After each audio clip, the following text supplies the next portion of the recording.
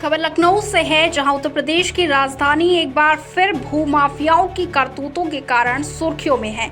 जमीन घोटाले के एक बड़े मामले में सरोजनी नगर तहसील के ग्राम कल्ली पश्चिम में सरकारी और प्रतिबंधित जमीनों पर फर्जी दस्तावेजों के जरिए अवैध कब्जा और बिक्री का गंभीर आरोप सामने आया है। इस पूरे मामले को उजागर करते हुए किसानों के एक संगठन ने मंडलायुक्त कार्यालय में प्रदर्शन कर भूमाफिया जितेंद्र यादव के खिलाफ सख्त कार्रवाई की मांग की है।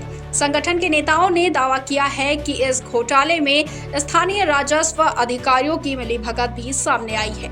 आइए जानते हैं क्या है पूरा मामला। दरअसल किसान संगठन के नेता समीर यादव ने आरोप लगाया है कि ग्राम कल्ली पश्चिम में स्थित गाटा संख्या 1665 खा, जो लगभग 4.5470 हेक्टेयर उसर और अन्य सरकारी श्रेणी की जमीन है, उसे अवैध रूप से भूमाफिया जितेंद्र यादव ने कब्जा कर लिया है। ये जमीन मूल रूप से गरीबों और जरूरतमंद को खेती और आवासीय उपयोग के लिए सरकार द्वारा पट्टे पर दी गई थी, लेकिन जितेंद्र यादव ने फर्जी दस्तावेजों के जरिए इस जमीन को प्लॉट्स में बांधकर खुलेआम बेच दिया। इस जमीन पर कोई कानूनी स्वीकृति नहीं ली गई थी, न ही किसी प्रकार के लेआउट मंजूरी, फिर भी रजिस्ट्री और बिक्री के कार्य धड़ल्ले से जारी रहे। आरोप है कि इन कार्यों में कुछ स्थानीय प्रशासनिक अधिकारियों की मिलीभगत से पूरा खेल अंजाम दिया गया। वहीं प्रदर्शन के दौरान किसान नेता समीर यादव ने मीडिया से बातचीत में बताया कि लखनऊ के सैकड़ों भोले भाले परिवारों की जिंदगी भर की कमाई इस भूमाफिया ने लूट ली है।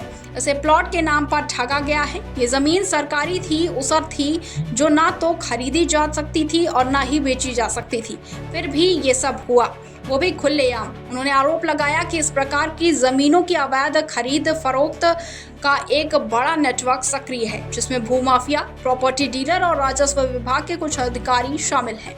वहीं समीर यादव के नेतृत्व में किसानों के प्रतिनिधि मंडल ने लखनऊ मंडलायुक्त कार्यालय पहुंचकर एक ज्ञापन सौंपा, जिसमें जितेंद्र यादव के खिलाफ आपराधिक मुकदमा दर्ज करने, जांच समिति गठित करने और सरकारी जमीन को तत्काल कब्जे से मुक्त कराने की मांग की गई।